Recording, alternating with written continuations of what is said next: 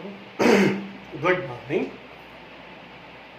This is my second lecture for the October month, and in this lecture we shall discuss the last and third application of dimensional equation.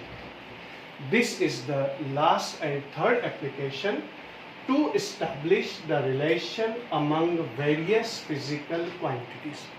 अब तक हम लोग तीन applications, इसके दो application पढ़ चुके, ये थर्ड नंबर की है.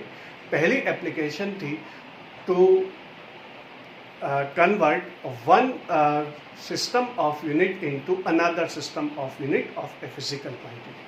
किसी भी फिजिकल क्वांटिटी का मैग्नीट्यूड एक सिस्टम ऑफ यूनिट से दूसरे सिस्टम ऑफ यूनिट के अंदर कन्वर्ट करना, ये पहला एप्लीकेशन था.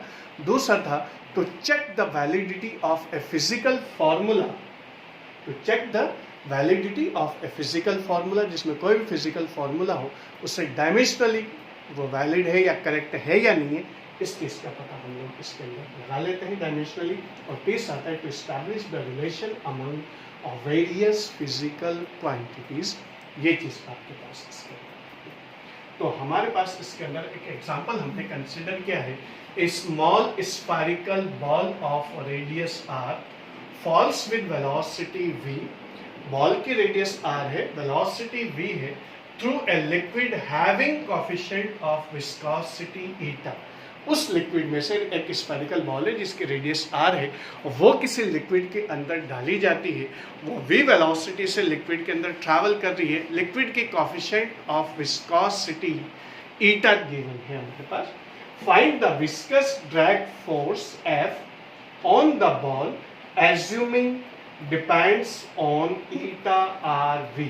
विस्कस फोर्स के लिए हमें फॉर्मूला डिराइव करना है जो किस किस चीज पर डिपेंड कर रहा है, eta r और v पर डिपेंड कर रहा है. और k जो आएगा उसकी वैल्यू कितनी पुट करनी है, 6 पाई पुट करनी है. तो ये चीज हमारे पास इसके अंदर आती है. ये इस टाइप के क्वेश्चन आते हैं. बड़ा क्वेश्चन है, इंपॉर्टेंट है, अक्सर एग्जाम के अंदर पूछा जाता है. तो इसके अंदर रिलेशन फाइंड करने के लिए हमने ये क्लू दे दिया कि फोर्स डिपेंड्स करता है, means it is directly proportional to eta r v. तीन चीजों पे डिपेंड कर रहा है. eta के ऊपर पावर a लगा देंगे, ये इस चीज को एस्टैब्लिश करेगा कि इसका स्क्वायर आएगा या अंडर रूट आएगा या सिंपली 1 आएगा. r के ऊपर b और v के ऊपर हम लोग क्या लगा देते हैं, c लगा देते हैं. सबसे पहले हमने क्या किया, एक एक स्टेप अच्छे से समझ लेना. Drag for assuming a small spherical ball of radius r है, और with falls with velocity v है, through a liquid having coefficient of viscosity eta. इसकी कोएफिशिएंट ऑफ विस्कोसिटी क्या होती है, eta है. Find the viscous drag force F on the ball assuming depends on, किस पे डिपेंड कर रहा है, eta r और v पर डिपेंड कर रहा है. इसकी रिलेशन, तो सबसे पहली स्टेप हमारे पास क्या होगी, F is directly proportional to eta power a, r power b और v पावर c. ये तीनों चीजें हम लोग इसमें लिखेंगे. इसके बाद हमारे पास आएगा प्रोपोर्शनल का साइन हटाएंगे, प्रोपोर्शनल कांस्टेंट आएगा k, जिसकी वैल्यू इसमें दे रखी 6 पाई, जो लास्ट में यूज करेंगे. तो eta a r b और vc आपके पास इसके अंदर आ जाएगा. प्रोपोर्शनल साइन आ जाएगा. प्रोपोर्शनलिटी कांस्टेंट अगर साइन हटेगा तो प्रोपोर्शनल कांस्टेंट k इंट्रोड्यूस हो जाता है. अब इसके बाद हम लोग इनकी डायमेंशनल इक्वेशंस यूज करेंगे. फोर्स की डायमेंशनल इक्वेशन होती है m1 l1 t-2. k आपके पास कांस्टेंट है, डायमेंशनलेस, इसको हम लोग ऐसे छोड़ेंगे. eta की डायमेंशनल इक्वेशन होगी m1 l-1 t-1, और रेडियस की पावर कितनी आ जाएगी, a आ जाएगी. इसके बाद हमारे पास कितना आ जाएगा, रेडियस की l1, लेंथ कंसीडर की आएगी, b हो जाएगा. वेलोसिटी की आएगी l1 t-1 और पावर कितनी आ जाएगी, c आ जाएगी. लेफ्ट साइड और राइट साइड दोनों साइड के हम लोग क्या लिख लेंगे, डायमेंशनल इक्वेशन लिख लेते हैं.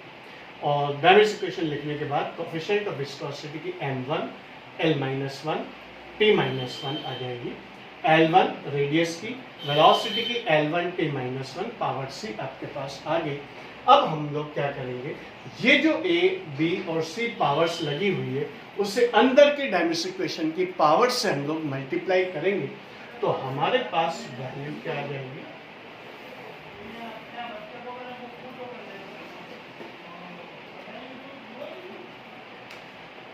m1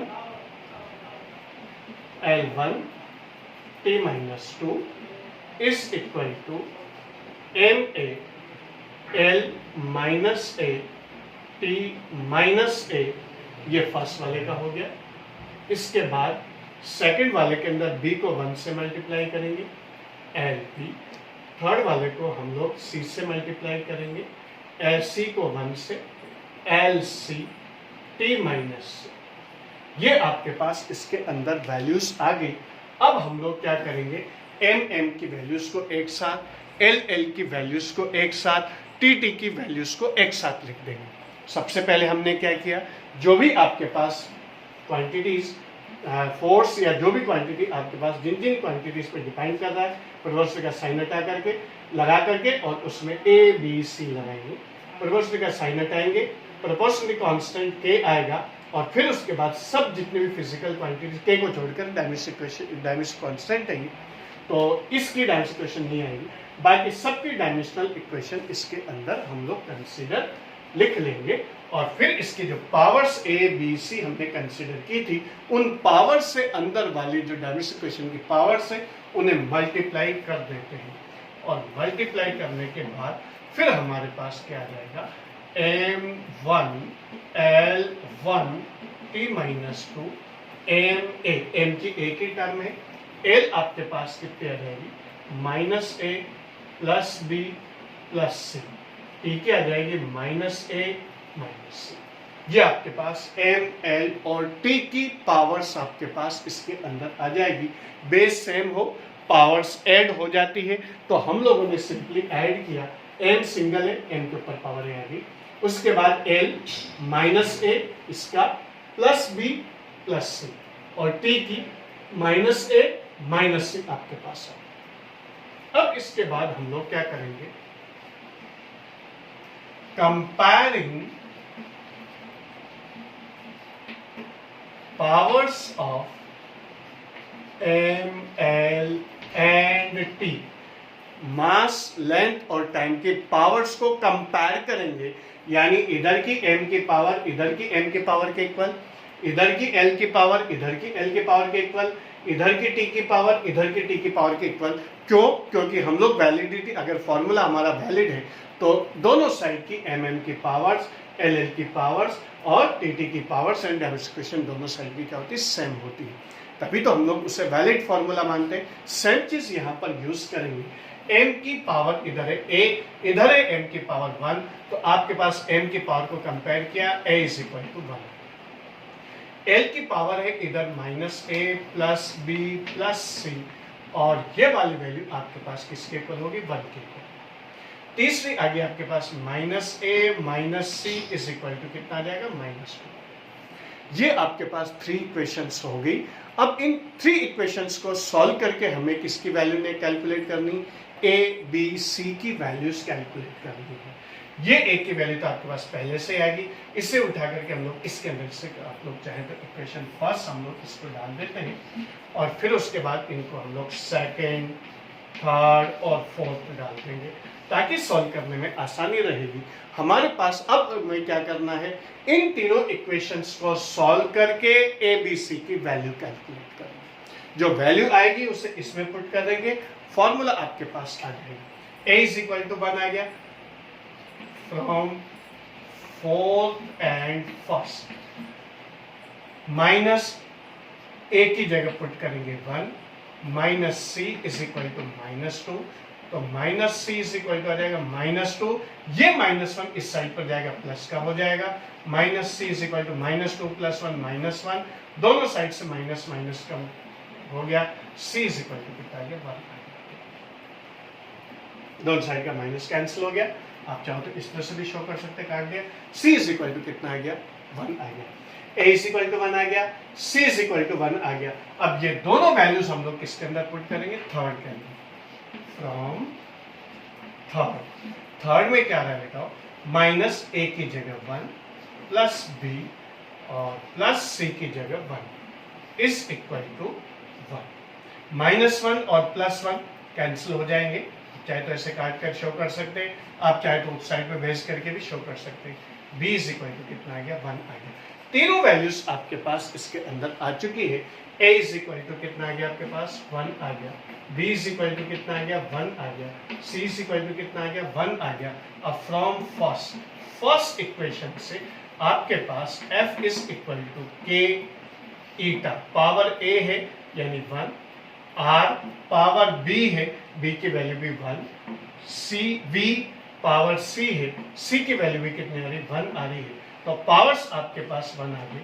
f is equal to k की वैल्यू पुट कर देंगे 6 पाई ईटा, पावर 1 है लिखने की जरूरत नहीं है, r पावर 1 है लिखने की जरूरत नहीं है, और v पावर 1 है लिखने की जरूरत नहीं है। इस तरह से हमारे पास फॉर्मूला आया f is equal to 6 pi eta r, और v आपके पास इसके अंदर वैल्यू आती है।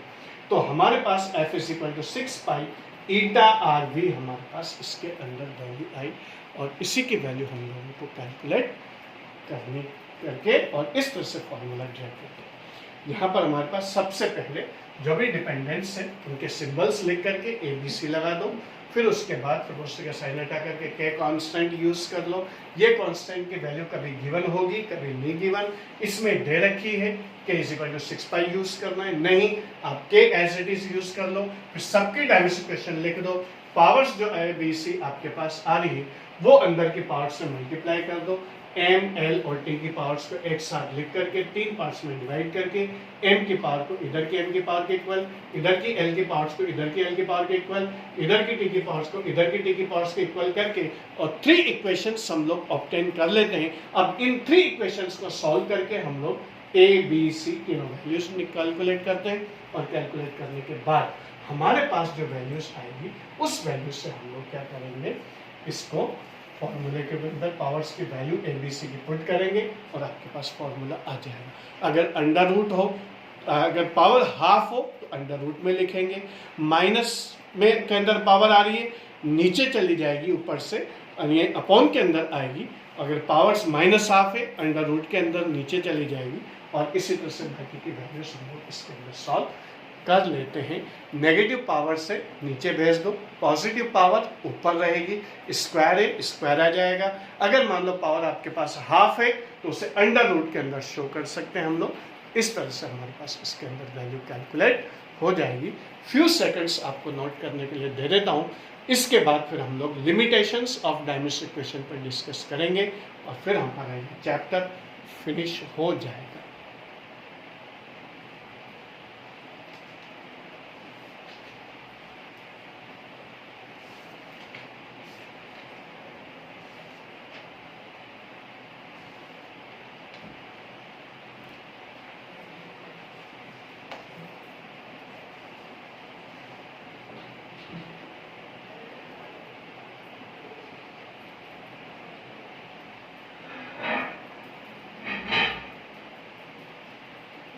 यस, अब आता है हमारे पास लास्ट टॉपिक और वो आता है limitations of dimensional equation.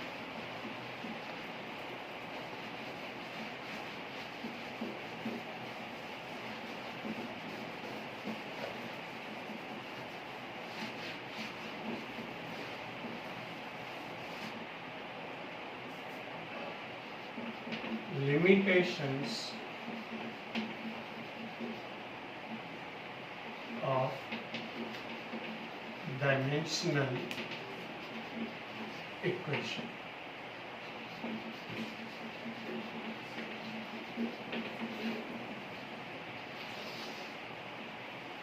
Limitations of dimensional equation, ये हमारे पास इसके अंदर वैल्यू रहेगी।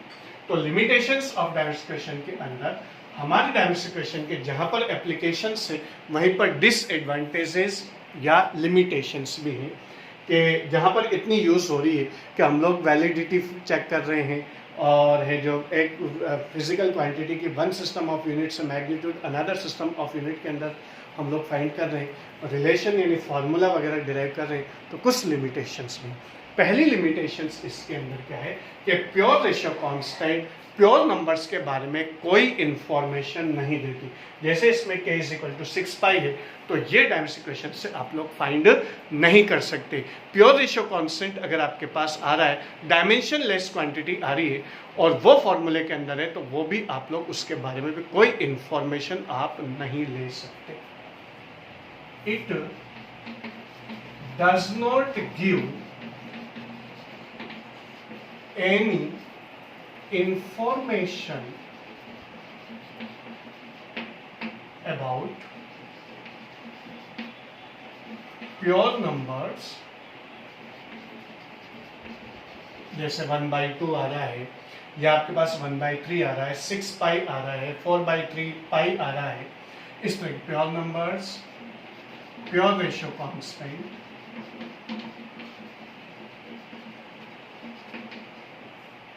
इनफॉर्म, ये चेक नहीं है।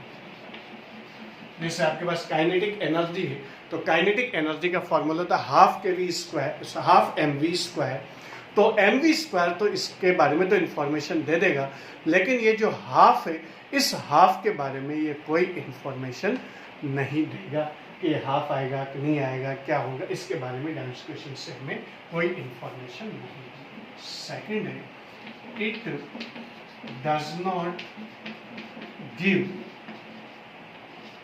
any information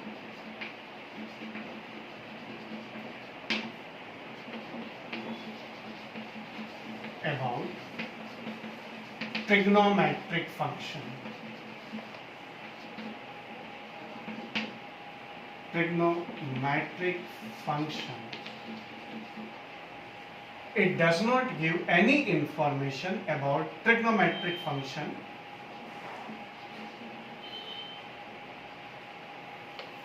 logarithmic function,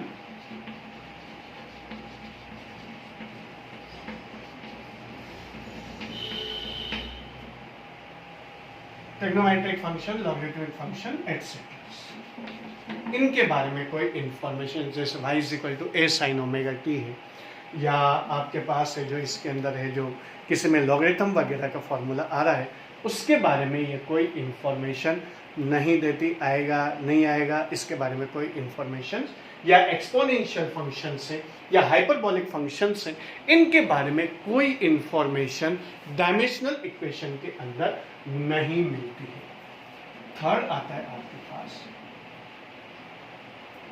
if a formula contains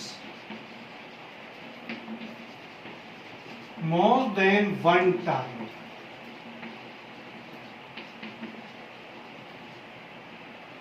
then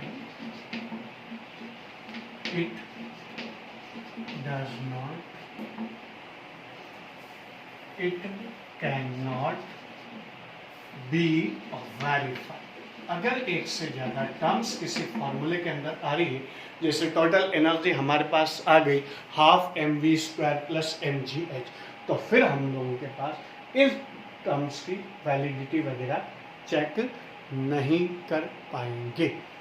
एक से ज़्यादा अगर टर्म है, न डिराइव कर सकते हैं न चेक कर सकते हैं, verified and derive.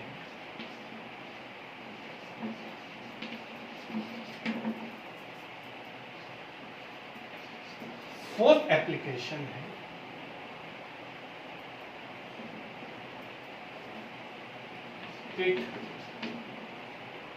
if a formula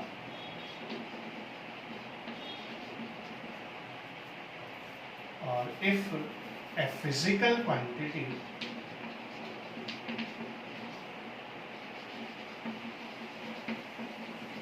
depends upon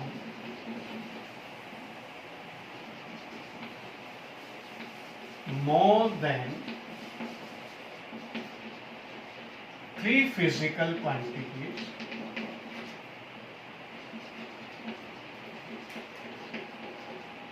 then it can not be derived. अगर कोई फिजिकल फॉर्मूला हमारे पास क्या होता है कि अगर मोर देन 3 क्वांटिटीज से हो तो फिर उससे हम लोग डिराइव नहीं कर सकते. 3 फिजिकल क्वांटिटीज तो हम लोग डिराइव कर सकते हैं, लेकिन अगर 4 फिजिकल क्वांटिटीज 5 फिजिकल क्वांटिटीज पे अगर डिफाइन कर रहा है तो फिर उससे हम लोग डिराइव नहीं कर पाएंगे. तो ये कुछ इसकी लिमिटेशंस हैं और ये लिमिटेशंस फ्यू सेकंड्स में आप लोगों को दे देता हूँ और इसी के साथ हमारा चैप्टर नंबर 2 फिनिश होता है.